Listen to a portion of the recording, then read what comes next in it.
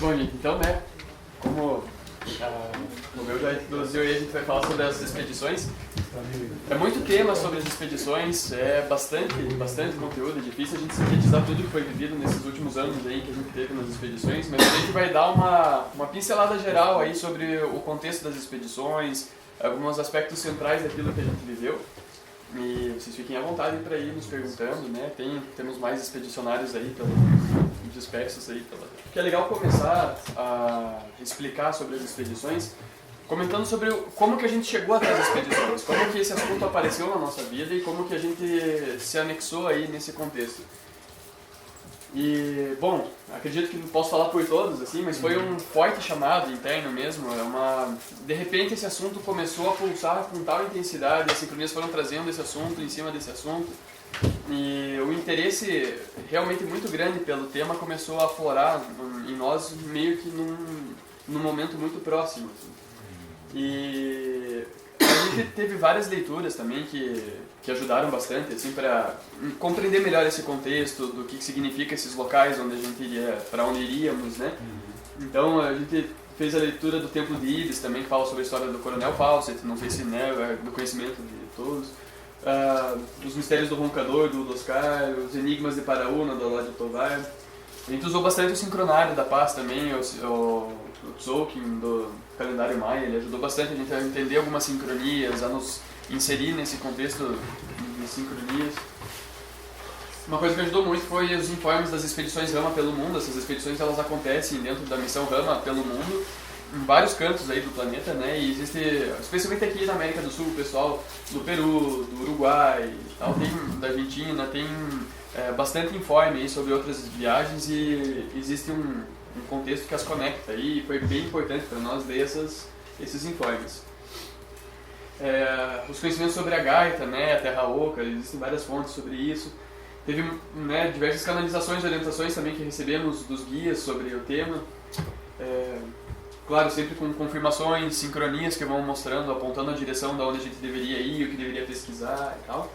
E a gente tinha formado um grupo de estudo, né? Estávamos a todo vapor na época, toda semana nos reuníamos na casa do Thiago lá e deliberávamos, meditávamos, estudávamos. E aí... Isso é interessante de falar do chamado interno, né?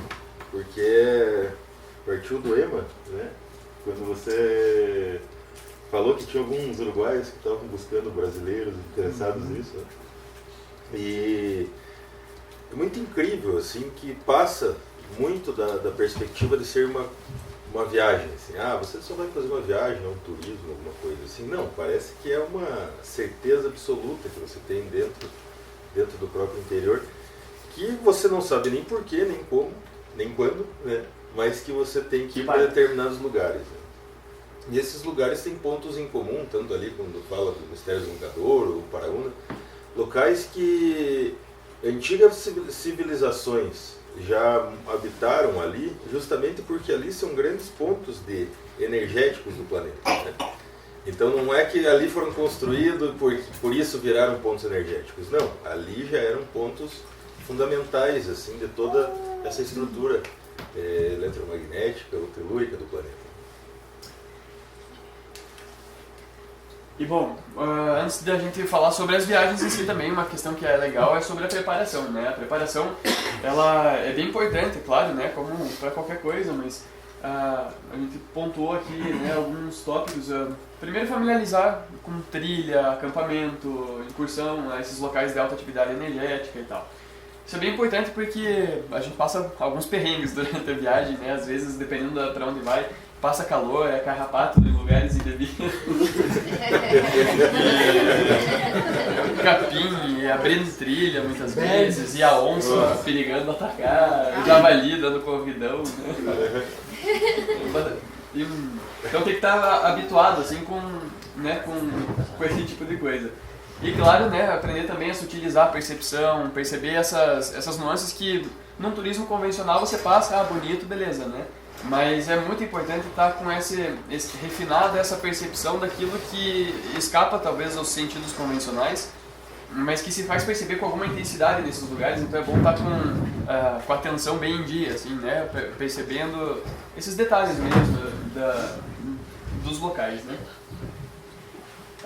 Outra coisa para preparação são as práticas de autocontrole, né? Como as que vocês estão fazendo aí também. Isso é vital para o processo do que a gente pretende viver, porque a gente não está indo só, né? Não é só, deu a louca, a gente está indo para lá. Existe toda aí uma conjuntura, né, que envolve esses outros seres também, um contexto dessas expedições. E é bem importante estar familiarizado com essas práticas de autocontrole, né? Tanto para se autocontrolar, como pelo contato, né, que ela promove.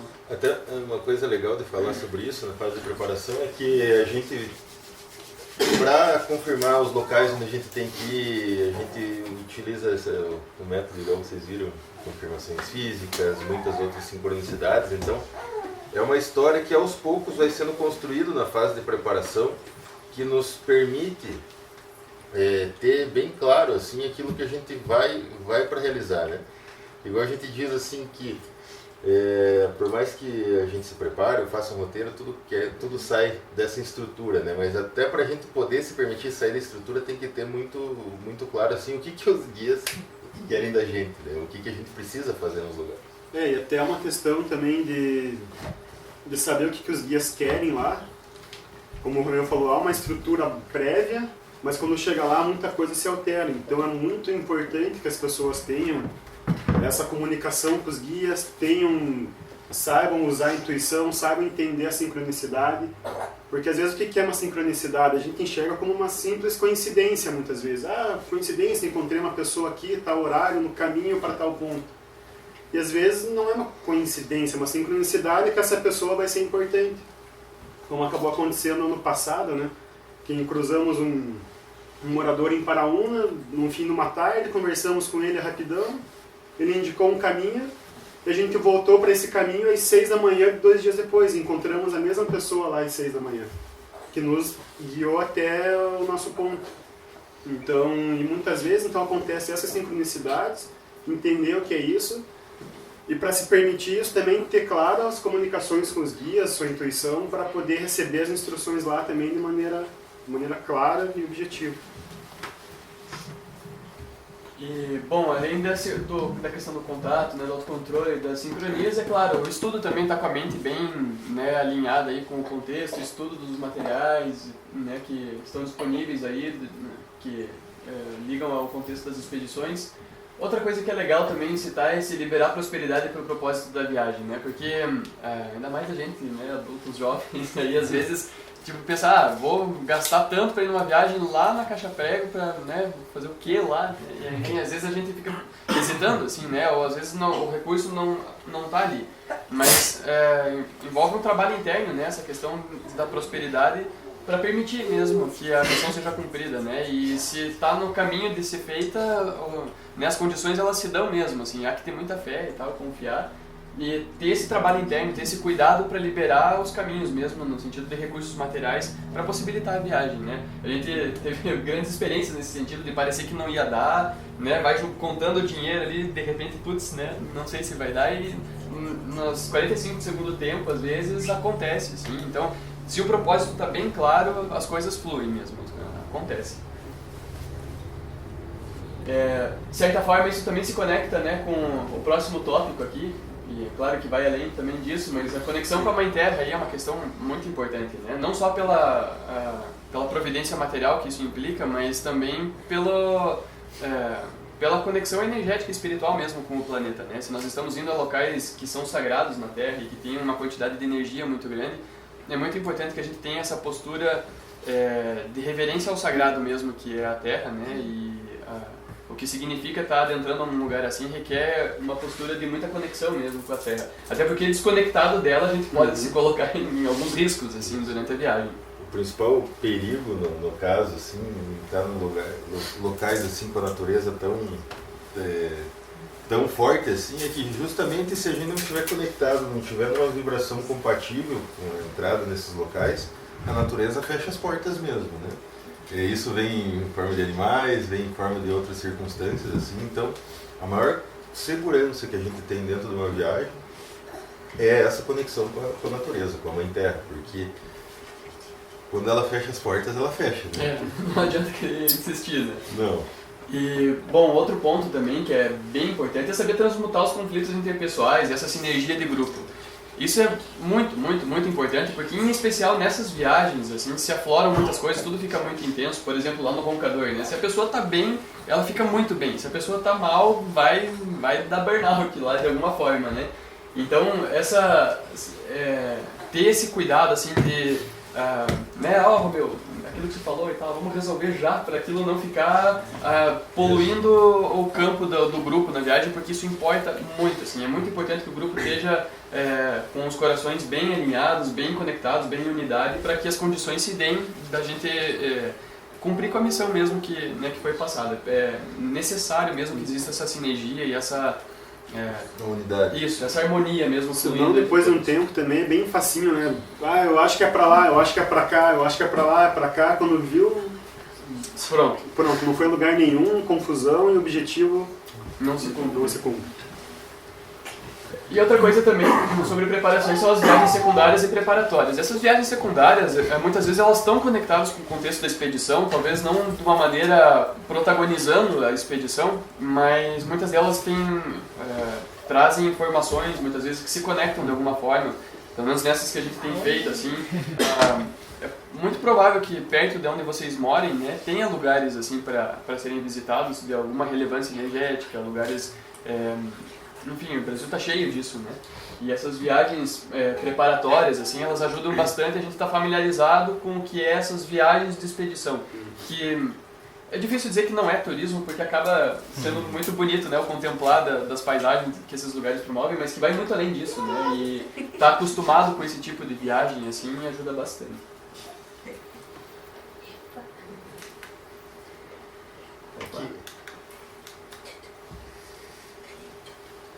Bom, para representar aqui a gente colocou toda a estrutura de locais que a gente foi em cada ano e por onde a gente passou, e a gente vai explicar, né, esse contexto que a gente fez em cada um desses pontos.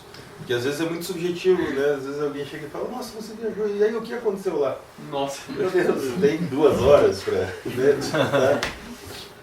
Então hoje a gente vai tentar cumprir essa missão, assim, de colocar todo mundo a par do que tem acontecido e o que a gente tem feito. Em cada viagem dessas aqui, gente, assim, foram bastante mensagens captadas, um contexto bastante amplo em cada uma, então assim, a gente não conseguiria expressar tudo que foi vivido na palestra, mas a gente vai dar aí uma pincelada sobre cada uma delas, né? Então, em 2016, essa foi a primeira viagem aqui que a gente foi a todos esses locais. E no final do ano, aqui, a gente também fez uma nova viagem ao Uruguai também, que foi bem importante. Aí, em 2017, teve a viagem até Botucatu, e para a Serra do Roncador, novamente. 2018, para Caiapônia, no Goiás, Serra do Roncador, também, Paraúna. 2019, né, o ano que estamos agora, essas 2 figuras foram para o Peru. E ainda temos aí agora a próxima viagem, aí tem gente, né, aí no grupo todo que vai também e tal. E serão 3 viagens simultâneas. Isso, que vão acontecer ao mesmo tempo, né? Uns vão pra cá, outros vão pra cá. E a gente vai dando uma passadinha então no contexto que já foi vivido, né? Bom, primeira expedição nossa, gente, 2016, né? A gente tá animado, assim, né, com os estudos e tal, e naquela alegria, finalmente, vamos viajar, né? Iniciantes e novatos, experiência... E assim, a gente realmente não sabia o que ia nos aguardar, né? A gente foi de coração aberto e assim, o universo nos surpreenda, né? E claro, a gente com alguns estudos já estava atento a algumas sincronias, e o primeiro tópico que eu coloquei aqui foi o gavião, porque foi uma coisa que marcou bastante, assim, desde o início da saída da viagem aqui em Guarapuava. O gavião ele se apresentou várias vezes, assim, seja voando próximo do carro, às vezes, por exemplo, chegando lá em Alagoa, lá em Aiuruoca, uma encruzilhada no meio de uma estrada rural no fim do mundo, assim, a gente pra onde é que vai, né? Um gavião pousado bem do lado onde a gente realmente precisava ir. Então, são detalhezinhos que escapam normalmente se a gente não está atento a essas sincronias, mas que atentos a elas acabam sendo marcantes, né? E o gavião foi realmente assim, a gente uma hora até cansou de se surpreender com ele, assim, né? Porque foi muito presente mesmo. E a gente, o primeiro destino nosso foi lá para Aiuruoca, ali em Alagoa, uma região bem importante, tem o Morro do Papagaio, um morro famoso ali e tal, é um centro muito energético. E a gente foi próximo dali, na Pedra do Gavião. Justamente a gente chegou lá, o nome do sítio era Pedra do Gavião, né? Coincidência, né? E chegando lá, a gente foi recebido pelo Renato, né, antigo amigo do EMA aí, também fazia parte da comunidade ali na Serra. E são pessoas incríveis, assim, nos receberam super bem, né? E seus filhos, né? E assim, a gente foi a princípio para uma saída de campo que ia ter lá, então a gente aproveitou que estava indo viajar, claro que desvia bastante a rota, mas foi né, feliz da vida que estava indo para lá, mas assim, a princípio era só para uma saída de campo e não para a expedição em si. Mas a gente entendeu que no contexto da mesma viagem fazia todo sentido a gente estar lá e isso se conectava de uma forma bem importante com a expedição. E aí a gente, pela primeira vez, teve aquela coisa assim de estar diante de um local com uma grande intensidade energética e isso se tornou bem perceptível, assim, com as práticas, com as utilizações da saída de campo. O ambiente, assim, mostrou por que tem a fama que tem mesmo. E essa, né, falando um pouquinho sobre a Iruoca, né, a gente se deparou pela primeira vez durante essas viagens com essa sensação de local de entrada, de portal, assim. Esse local de entrada para os retiros intraterrenos, né? E assim, todos os locais desses que existem nos ajudando aí, Thiago, você lembra de coisa. Todos esses locais que existem de grande intensidade energética, assim, sempre tem os guardiões do local, sempre tem os guardiões dessas entradas, né?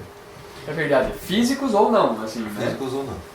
E assim, é muito interessante porque a gente brinca que às vezes na terceira dimensão, numa cidade, a gente não se dá conta, mas locais como esse, ali, entende-se o que é trabalhar em relação às polaridades, né?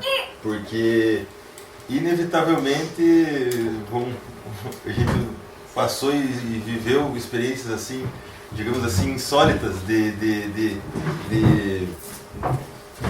reequilíbrio de alguns locais, né? E eu acho que esse em Iruoca a gente teve uma experiência muito interessante. Acho que eu estou pulando. Mas assim, pegando um gancho aí já no contexto, esses guardiões, assim, a gente sentiu lá que o pessoal que nos recebeu, eles tinham um papel assim, eram como pessoas que zelavam por aquele espaço e eles tinham um papel bem importante nesse sentido.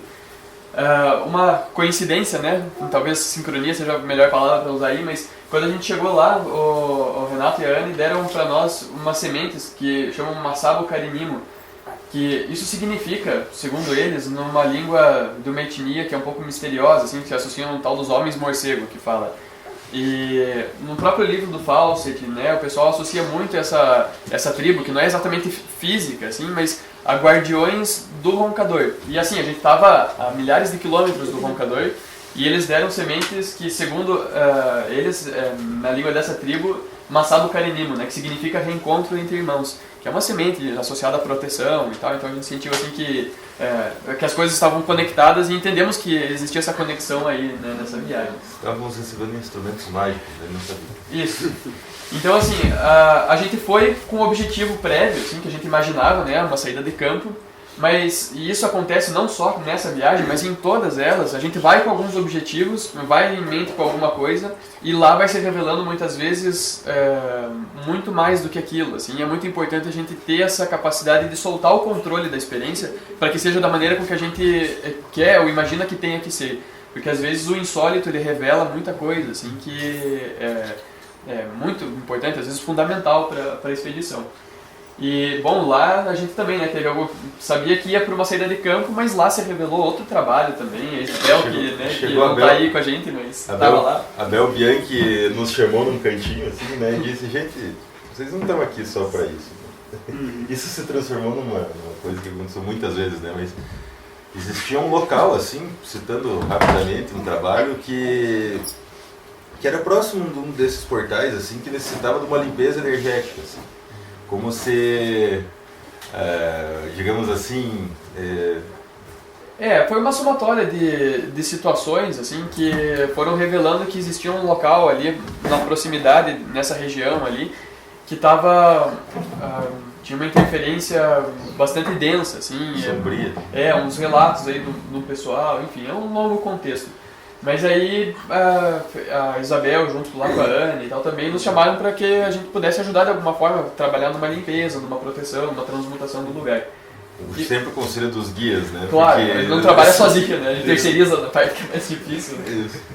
E aí a gente fez um trabalho lá, foi bem forte, assim, aí ali a gente começou esse trabalho de vincular os cristais, né? Foi a primeira vez que a gente fez algo que a gente viria a fazer muitas outras vezes aí durante as expedições. Mas nós vinculamos, né, a intenção num cristal a fim de conectar com os seres confederados e com a Fraternidade Branca, com esse propósito específico. Meditamos muito nesse cristal para esse propósito e a fim também de pulsar ali, né, uma proteção para o local, para essa região e tal. E depois a gente viu que surtiu resultados bastante incríveis, assim, foi bem interessante. Não sei se é mais alguma coisa sobre essa, né? Acho que vamos tocando o barco. Só para constar, nessa primeira expedição foi eu, o Plínio, o Romeu e o Thiago. E bom, aí saindo lá, né, beleza, foi maravilhosa a saída de campo, conhecemos pessoas muito legais e tudo. Aí a gente tinha que ir pro Roncador ainda, né, muitos quilômetros até lá. E a gente pensou, bom, no caminho, já que é caminho, vamos conhecer São Tomé das Letras, né, não conhecíamos e tal. Aí a gente pensou, beleza, vamos fazer uma viagem de turismo, né? E Justabel falou, vocês acham que vocês vão a turismo lá, né? A gente quase entrando no carro, as malas prontas, assim, e ela chamou a gente de novo, né? E que será que a Bel veio? Né? Bel, contatada de muitos anos, nos chamou e falou, vocês estão achando que vocês vão a turismo? Acho que vão a passeio. Né? Vocês acham que vão a passeio, mas vocês não vão, vocês vão trabalhar. Aí, tá bom, né? Então vamos. Se ela diz, né? Aí a gente foi, assim, a viagem foi muito legal, tal também. E chegando lá em São Tomé, assim, bom, a cidade é meio mágica, né? Pra quem já esteve lá, assim, sabe, né? Que existe uma energia no lugar mesmo, assim, que é incrível. E, assim, existe toda uma popularidade no meio místico, esotérico e tal, em São Tomé. E a gente, assim, diante de tantas possibilidades, a gente realmente não sabia pra onde ir lá, né? E, assim, era uma passagem, só porque a gente estava em viagem, a gente logo tinha que ir pra outro lugar. E aí a gente foi parar lá numa pousada e tal, e durante a noite a gente numa meditação apareceu muito forte de novo um guardião do lugar, mas dessa vez um guardião no astral, assim, que se apresentou, enfim, um ser lá. E a gente pediu essa permissão, né, em consenso, assim, a gente, nós gostaríamos de permissão para acessar o que a gente precisa acessar aqui, para abrir os caminhos. E foi incrível, porque no dia seguinte, né, a gente, ao acaso, né, a sincronicidade, né? A gente foi parar numa lojinha e uma mulher lá, uma senhorinha que atendeu nós na loja Harmonia lá, ela falou assim, vocês podem perguntar aí o que quiserem, né? E esse o que quiserem, ela foi reticente, assim, olhando no fundo do olho, assim, bom, então tá bom, então eu vou perguntar o que quiser, né? Ele foi perguntando... Não só de artigos da loja, né? E assim, logo ao entrar lá tinha um símbolo que a gente viu que tinha nos informes anteriores da expedição, então assim, alguma coisa chamou a nossa atenção, houveram algumas sincronias bem importantes ali. E aí essa mulher foi citando os lugares onde a gente perguntou, a gente está aqui de passagem, a gente, né, não tem muito tempo, a gente gostaria de visitar algum lugar, o que você recomenda e tal. E o primeiro lugar que ela falou se chamava Pico do Gavião. Então deve ser aí, né? E... Essa é a história engraçada, né? Quando a gente estava nessa conversa, chegou uma mulher dentro dessa loja, entrou na loja. Ficou em silêncio, cara de paisagem. Escutando a nossa conversa. Foi embora. E foi embora. No final, quando a gente estava se direcionando para esse lugar, essa mesma mulher estava pedindo carona. E ela estava pedindo carona e ia para o mesmo lugar e nos direcionou aonde que a gente tinha que ir, né? Isso. Então, foi muito assim que coincidência, que não é coincidência, vai acontecer. E enfim, daí a gente foi até o Pico do Gavião, lá a gente encontrou um guia local, né? Entendemos também como um guardião do lugar, porque o Pico do Gavião é um local que é uma área militar, então o acesso lá é restrito, né? Não é ele tão mesmo simples. Não leva muita gente lá, né? Agora está totalmente fechado pelo exército. Não é? E assim, então é um local que realmente acho que a gente precisou de que se abrissem os caminhos para estar lá onde a gente esteve. E aí a gente subiu lá no Pico do Gavião, assim... Em resumo, né, quando a gente estava subindo lá, ficou muito clara a vibração do lugar, assim, parecia um chão de cristal que nos levava até o lugar, assim, dava pra... não era. Né, era de fato cristal no chão, né, pra caramba. E aí ali, né, meditando, sentindo aí essa fronteira além do físico, né, deu pra identificar que ali existia, em outro lugar, um resíduo, né, de um assentamento lemuriano, uma cidade de cristal, enfim, existia uma porta dimensional bem importante ali. Na verdade, dessas portas dimensionais tem um lugar em específico ali na subida da montanha que a gente fez uma meditação lá e particularmente não sei se eu fui, alguns foram, mas projetados para vários locais do mundo, onde a gente começou pela primeira vez ter consciência que determinados pontos do planeta são conectados, assim. E a gente foi projetado, foi na Austrália, foi no Monte Shasta, foi Isso. em alguns pontos. E aí, chegando no topo do Pico do Gavião, o guia nosso lá, o Júlio, né, que é a foto dele em seguida, ele falou, ó, e lá na pontinha vocês estão vendo o Pico do Papagaio, que era justamente onde a gente estava antes de ir para lá. Né, isso foi bem incrível, porque daí a gente entendeu que estava numa linha, assim, justo na frente do Pico do Gavião, passa uma região ali onde tem a ladeira do amendoim, que é famosa por uma corrente energética que os carros sobem sozinhos, né, vocês já devem ter visto alguma coisa sobre, mas enfim, há uma corrente que passa bem na frente ali de onde a gente estava, Que se liga ao outro ponto, né, o Pico do Papagaio. e ela está alinhada em relação ao Pico do Papagaio onde a gente estava, e foi uma surpresa bem interessante descobrir isso. E aí a gente fez um trabalho de liberar essa corrente de energia, entendendo o contexto daquilo que estava envolvendo o Pico do Papagaio, esse trabalho de liberar ali uma densidade no local. Então a gente entendeu que nós estávamos trabalhando no liberar de um fluxo, assim, um abrir do trilho dessa corrente de energia, de alguma forma a gente estava operando em favor disso. Bom, o pessoal que chegou num... Ah, sim, isso. Aí teve um pessoal que estava lá no Tutuque, ali na região ali próximo também do Pico do Papagaio. Que é onde a gente fez a limpeza energética. Isso. E aí a gente, na hora que a gente estava lá em cima, quando a gente estava entoando o Om e tal para vincular o cristal, chegou uns turistas ali, chegaram lá, ouviram a gente entoar o Om, né, comentaram que estavam indo lá para da onde a gente tinha vindo. E eles só vieram para ouvir o Om, né, sentir aquela energia, e daí amanhã eles estavam indo para lá e a gente estava indo para outra direção. Então foi muito sincrônico, assim, foi bem interessante. Aí algumas fotos, né, aqui subindo lá o Pico do Gavião.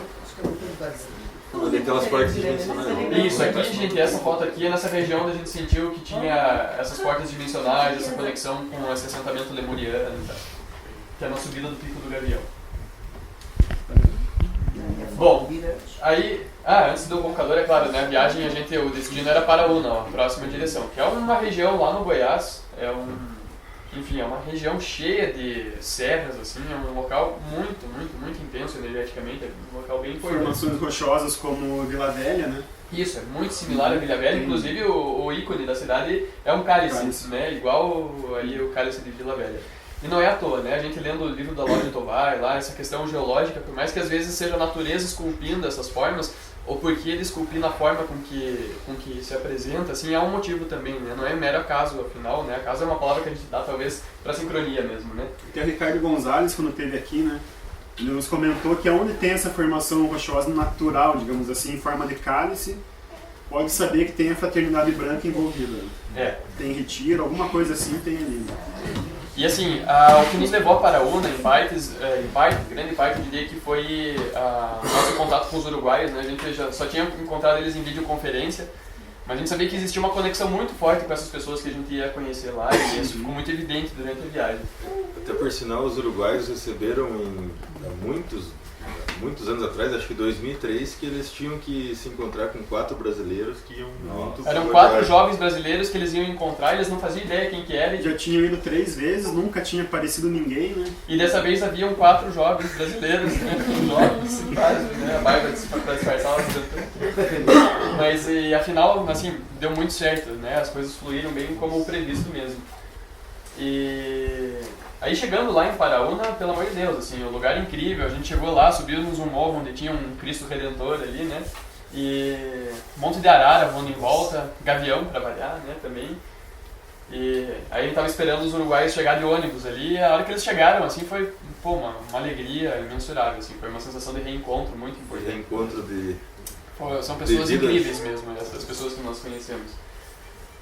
E aí a gente foi pra Serra da Portaria, né? Antes até a gente fez compras lá no mercado e tal, a gente encontrou com um outro guardião local ali, o David, acho que era o nome. Né? Daniel, isso. Daniel. Que, enfim, ele era filho de um pesquisador ali da região também, ele dizia que tinha uma importante relação desse lugar onde a gente ia com os Atlantes e tal. e mostrou um símbolo que o pai dele via lá, enfim, foi todo um contexto que foi se formando, a gente não vai se ater muito nisso para não estender demais as explicações, mas Só um detalhe interessante que o pai dele já havia tido contato físico com mestres intraterrenos. Se apresentava como um andarilho, assim, tipo um mendigo que aparecia e afinal era um ser, né, de outro plano. E, bom, a gente foi até a Serra da Portaria, né, já haviam tido outras expedições lá para essa região da Serra da Portaria. A gente leu bastante informes aí, o próprio Charlie, né, a Verônica atualmente, mas ele teve lá numa expedição bem importante também, descobrindo algumas coisas. E, bom, a gente foi lá conferir, né, o que até hoje não foi revelado, né, e o que hoje foi... não revelou o contexto. E o motivo pelo qual nos levaram até lá, né. E a gente descobriu que é um importante retiro da Fraternidade Branca mesmo ali, existe várias galerias de túneis e cavernas, é um local bem... É uma serra como se fosse, porque dizem também Serra da Ferradura, né, porque é como se fosse uma composição de montanhas assim que forma... Faz um U, assim, é uma ferradura. Isso.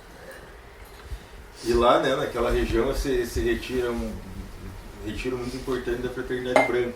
Então, assim, quando você se encontra num lugar desse, a sensação que você tem é algo difícil de colocar em palavras, né? E a linguagem é um pouco escassa para descrever o que é essa sensação ali, né? Mas confesso que foi uma das primeiras vezes na minha vida assim, que eu tive essa sensação de estar em contato com algo muito sagrado. Essa conexão com o sagrado, essa conexão com algo que tá além desse nosso filtro 3D. Para quem olha à primeira vista, assim, vê pedras e morro, né? Pedra, morro, pasto e calor. Calor, seco pra caramba, né? A gente era uma seca de 6 meses, assim, então tava aquele clima árido, um calorão, assim, fisicamente foi bem exaustivo, assim, mas ele estava bem amparado energeticamente para aguentar o tranco, né? E realmente, os locais onde a gente pôde ir, assim, foi um presente mesmo poder estar em alguns lugares onde a gente teve. Alguns lugares bem difíceis de chegar, né, Thiago? Nossa! Assim, às vezes tá à beira do abismo, segurado numa cordinha, assim, e tal, mas valeu a pena. E, bom, cheio de caverna, galeria lá e tal. E assim, uma das coisas, acho que dos pontos mais relevantes daquilo que a gente viveu aí na região de Paraúna, é primeiro a conexão que o lugar tem com essa energia crística, chamada energia crística, né? Esse Cristo interno, a tal da volta do Cristo, mas essa questão de como essa é uma energia que nesse momento da humanidade nos parece vir de uma maneira difusa entre os seres humanos, mas como florescer desse aspecto assim, que o Cristo ensina, né?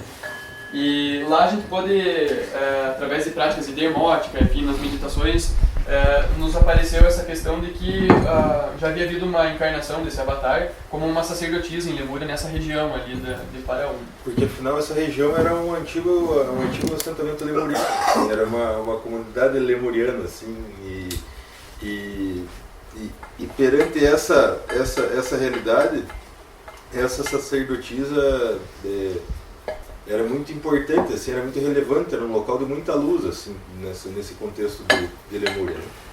Inclusive lá tem algumas evidências físicas disso, tem um muro de pedras lá que é bastante misterioso, ninguém sabe a procedência daquilo, não é indígena, não é provavelmente muito anterior, parece um muro de taipa hoje em dia, que é muito, assim, já caiu boa parte dele, mas há evidências ali de alguma coisa muito antiga. Demótica nesse daí. Inclusive dizem que as pedras que foi construído esse muro são de 1000 quilômetros de distância, né? De onde existem esse tipo de pedra que colocaram, e as pedras têm um eletromagnetismo entre si, é algo assim que foge até da nossa matriz mental de compreensão.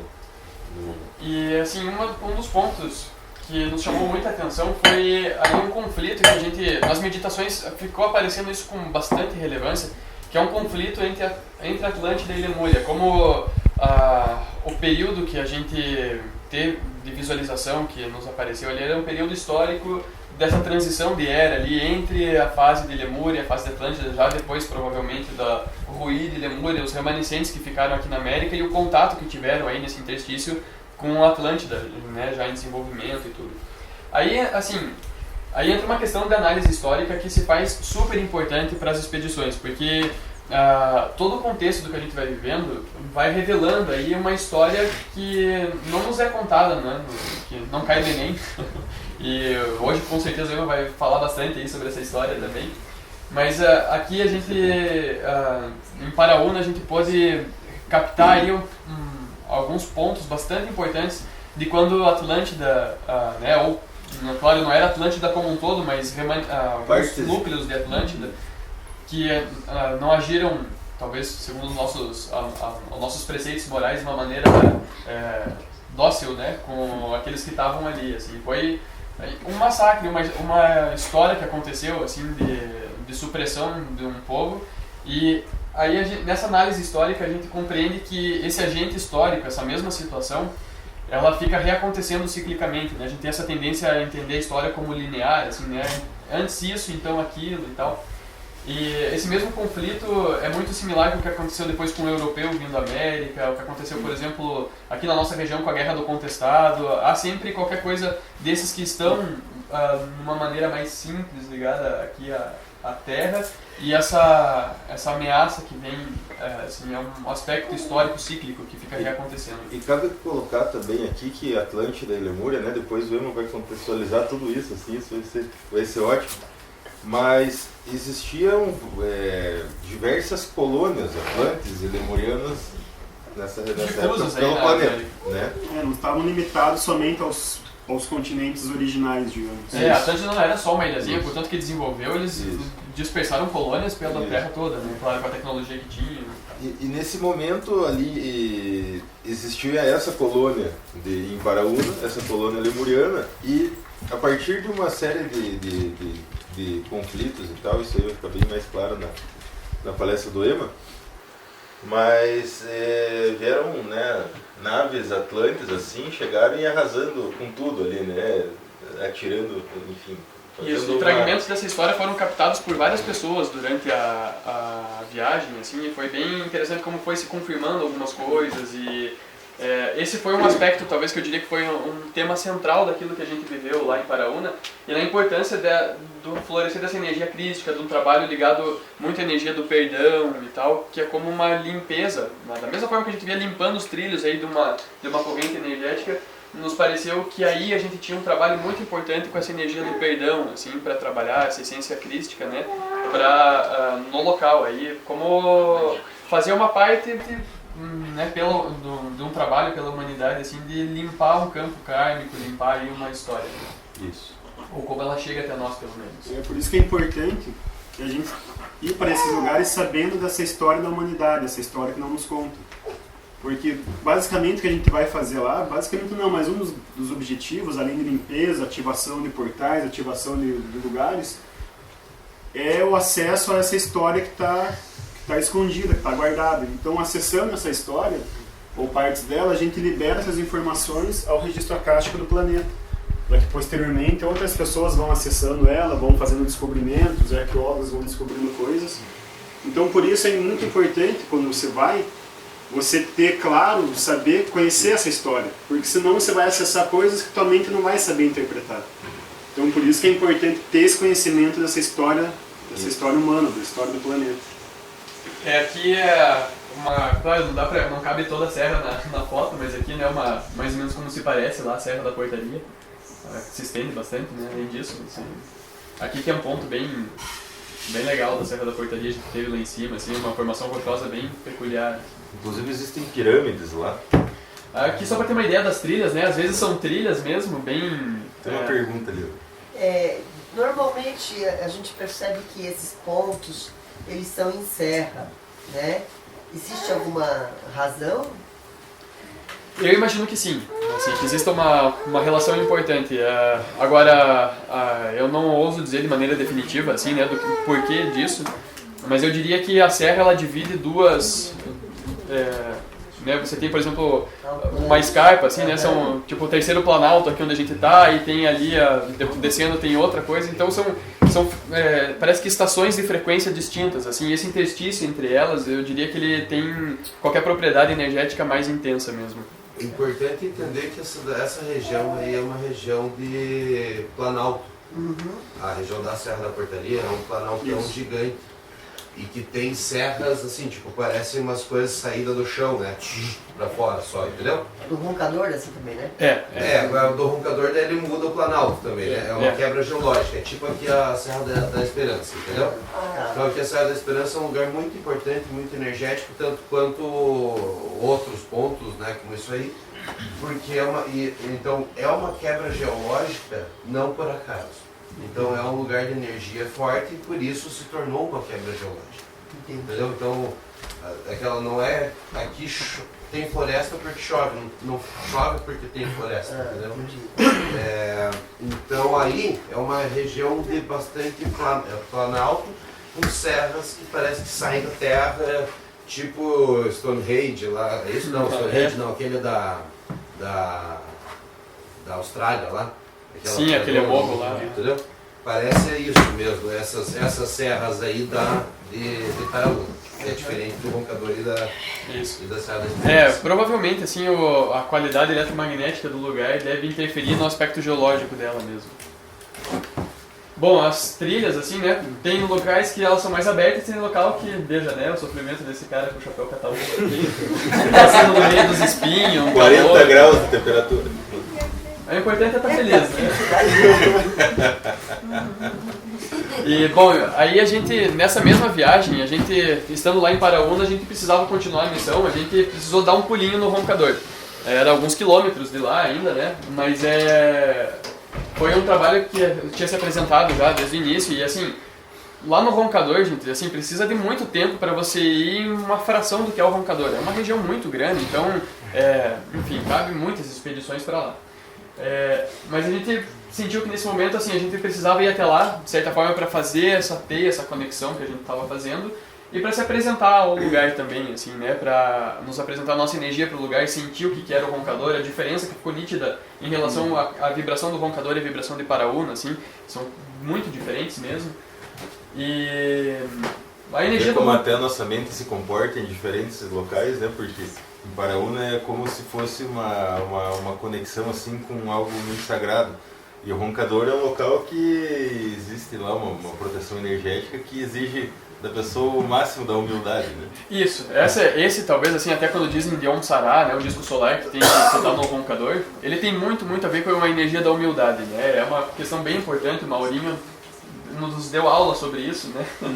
E enfim, o roncador, gente, é um local onde tudo se intensifica, né? É claro que é tão sagrado quanto, por exemplo, o Paraúna, mas a maneira com que isso é sentido é muito diferente. No roncador existe qualquer intensidade energética bem importante, assim, então é bom tomar o devido cuidado para ir para lá. E, bom, lá nessa ocasião, em 2016, a gente fez um trabalho ali numa caverna triangular que tem logo embaixo do Dedo de Deus, que é aquele local icônico ali, né? Aqui é o Dedo de Deus. A gente fez um trabalho numa caverna que fica mais ou menos por aqui assim. Não muito longe, né? Porque a gente não tinha muito tempo para esse trabalho. Mas, assim, a gente fez um trabalho bem forte com conexão com os 4 elementos, uma conexão com o espírito planetário e tal. E algo que nos chamou bastante atenção, assim, foi que a gente fez nesse alinhamento, quando a gente concluiu, era até ali onde a gente precisava ir. Quando a gente concluiu esse alinhamento, começou a chover. E fazia 6 meses que não chovia, assim. E isso foi muito mágico, porque a gente voltou abaixo de chuva mesmo, né? E isso foi muito, nos marcou muito, assim, né? Não que a gente tenha a presunção de dizer que nós somos os responsáveis por isso, mas foi muito sincrônico o fato da gente ter trabalhado isso e nesse momento ter começado a chover, assim, isso foi muito simbólico para nós. Coisa nem um pouco esperada pelos moradores do Sim, a gente estava conversando com o Maurinho e de repente um barulho no telhado, mas isso é chuva? E realmente estava chovendo. Só um parênteses sobre o Maurinho. O Maurinho enfim, ele tem até vídeos no YouTube sobre ele e tal. E assim, ele dedicou a vida dele assim a proteger esse lugar, assim, inclusive dedica, né? Inclusive a Serra do Roncador deveria ser um local de preservação permanente, né? mas devido ao tamanho do poder dos fazendeiros da região, lá isso não é. E o Maurinho ele precisa assim, ficar dando murro em ponta de faca a vida inteira, se coloca em risco de vida, inclusive, assim, em situações cabulosas, para tentar proteger esse lugar. Assim.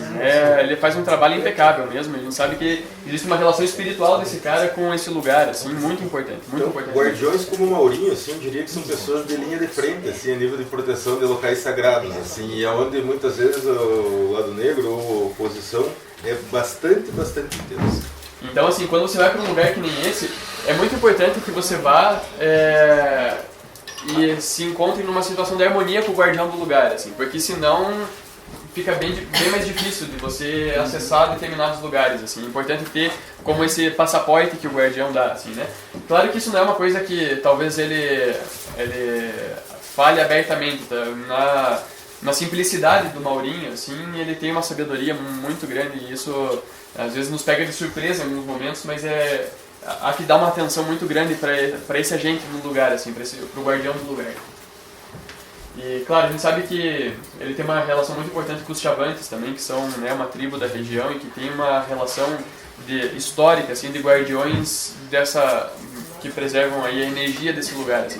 Enfim, os Chavantes são bem guerreiros, assim, é uma tribo bem às vezes até hostil e tal, o pessoal são lá bem divertidos. São. As festas deles são muito Sim, engraçadas. é verdade, a gente vai mostrar.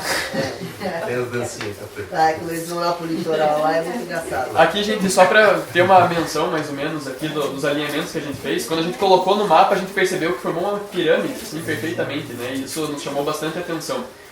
Claro, Botucatu aqui já é posterior, né, mas nessa primeira viagem a gente saiu aqui de Guarapuava, foi até lá a região do Pico do Papagaio, o Pico do Gavião está na mesma linha aqui, nessa corrente que a gente falou, da ladeira do Amendoim ali e tal.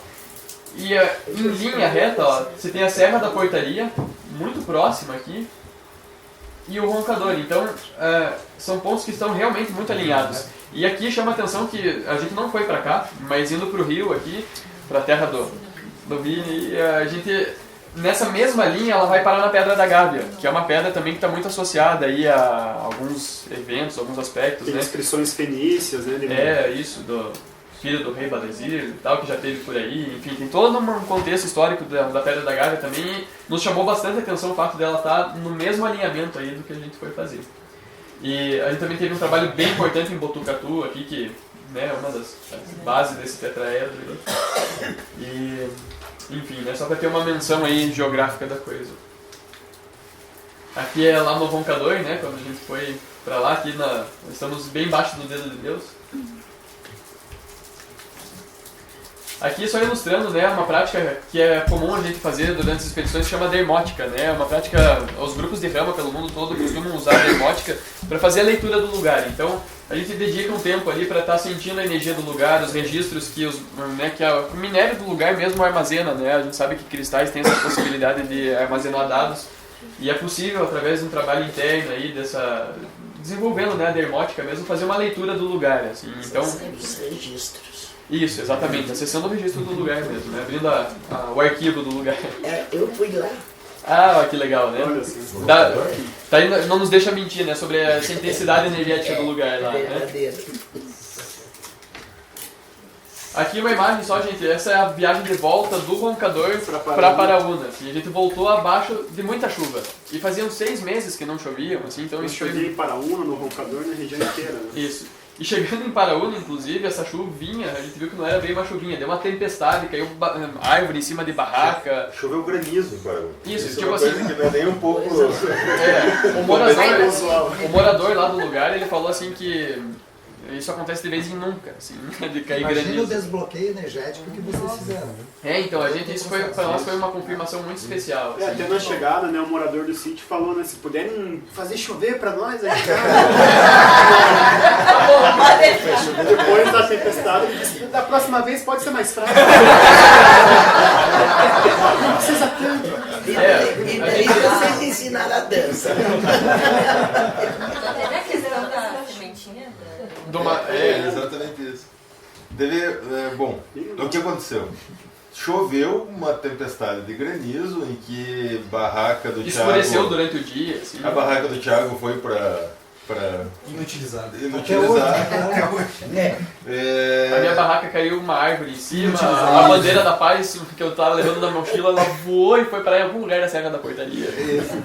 Então, daí o que aconteceu? Para se protegerem, os uruguaios ficaram lá enquanto a gente tava voltando ao Roncador, né? Então, para se proteger, eles foram bem numa casinha bem pequenininha que tem, assim, super simples, né? Isso. O lugar lá é uma estrutura super simples. Um cimentão, assim, com telhado. Isso.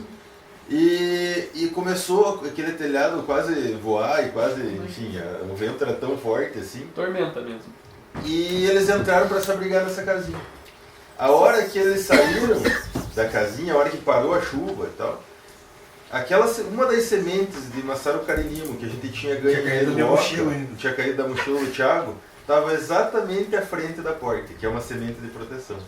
Então, ou seja, uma semente não voar com tudo aquilo que quebrou barraca e tudo, e quebrou árvore. Antes da árvore cair em cima da barraca, tava o Marcelão tirando meu violão, minha mochila lá de dentro da barraca, ele entrou na casinha, pá! Moeu a barraca e tal, imagina se estivesse lá dentro. Então essa sementinha foi uma sementinha de proteção para eles, assim, é algo muito impressionante que ela não tenha voado, ela ficou no tempo ali, mas exatamente na porta, né? Exatamente na frente da porta onde eles estavam se protegendo desse dilúvio inesperado. Não, isso me lembrou aquilo que foi mostrado ontem, né? Do cara lá que botou uns litros com aquele negócio quântico lá e o furacão não pegou.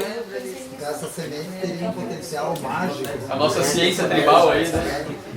E assim, gente, então eu não sei se vocês já tiveram essa sensação, assim, quando logo depois que chove e volta a sair o sol, dá uma sensação bastante peculiar, assim, bastante especial, né, desse sol que sai depois da chuva.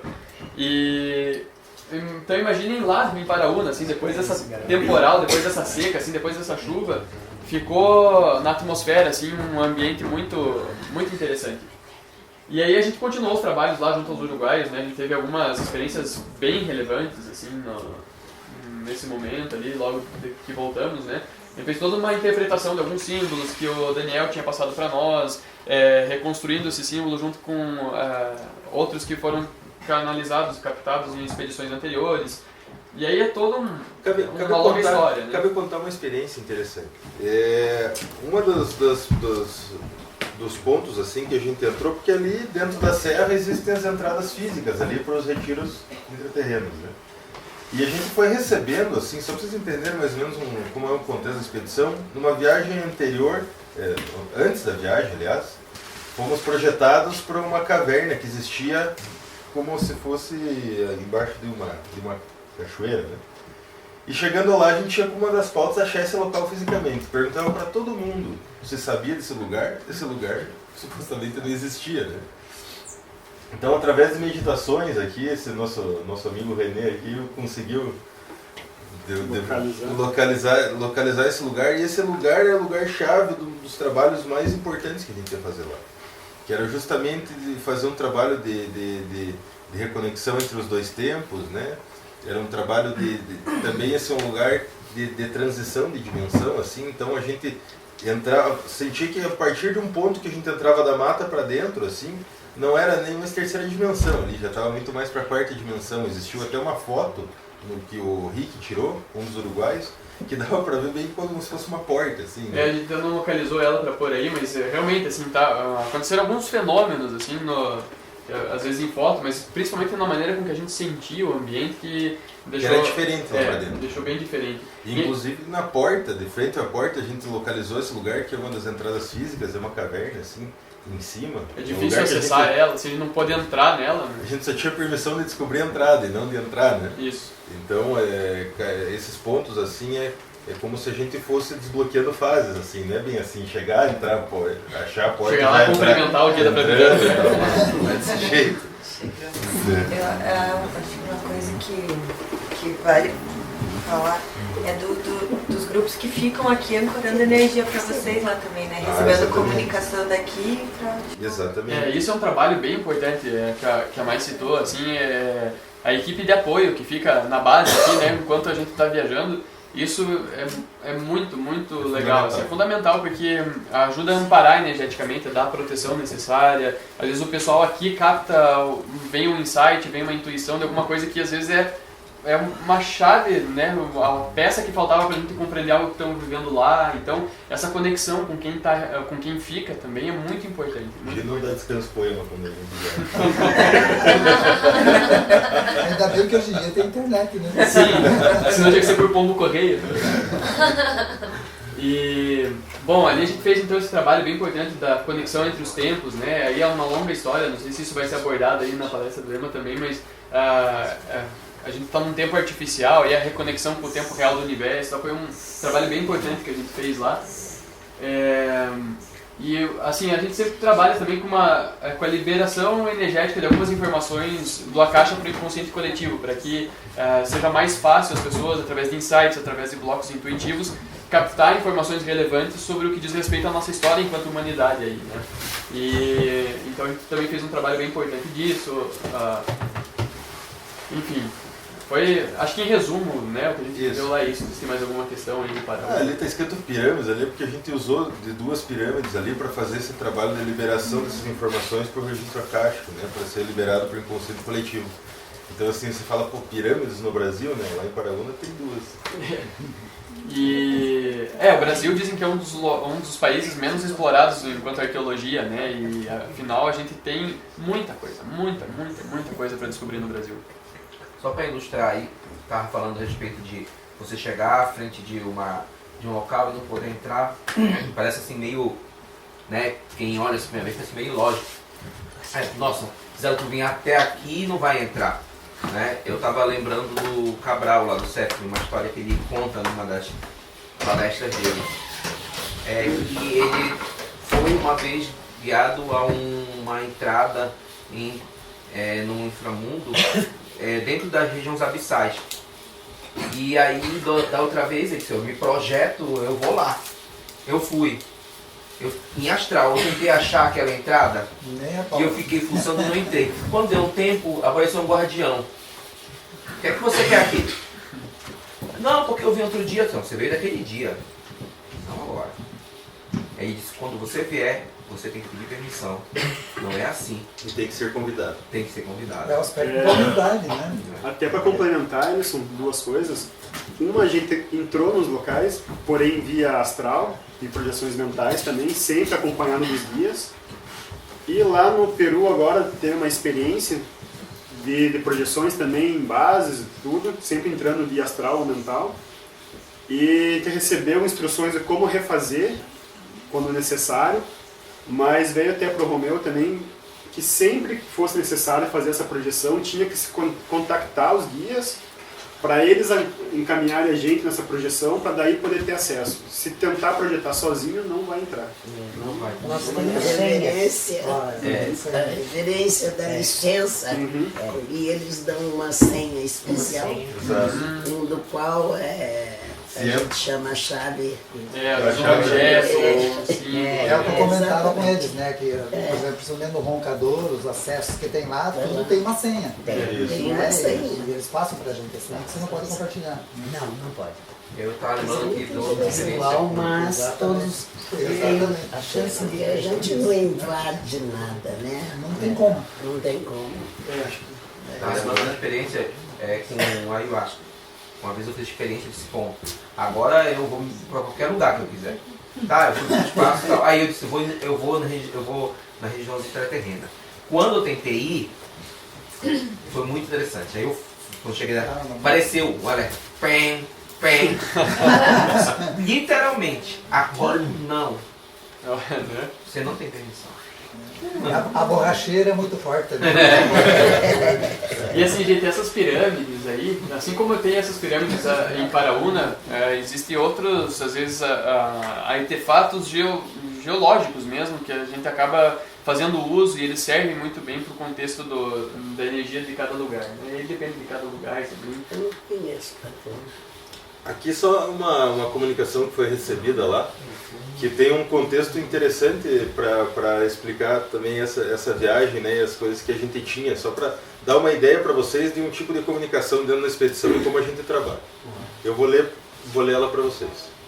Sintonizem-se com a caverna, no caso essa que era a entrada física. Ela foi preparada já há muito tempo para esse trabalho de perdão e sincronização do tempo do seu mundo com o tempo real do universo. Trabalhadores da luz, que com muito esforço chegaram até esse local, fechem os olhos e visualizem-se em um período distante, onde cada um fez suas escolhas e chegou o momento de se reconectarem com o plano cósmico. Estivemos os aguardando desde muito tempo nesse local, onde os Atlantes perseguiram os Lemurianos, e como já sabem, o conhecimento foi aqui guardado pelo Mestre Jesus em sua vida lemuriana. O livro das vestiduras brancas devem acessar e desbloquear por toda a humanidade. Ele já está na consciência de cada um. Com o trabalho coletivo e unidade, despertaram esse código para todo mundo. Acreditem em vocês mesmos e despertem-se para o profundo. Com imenso amor, Antarel, Anitak e Oxal.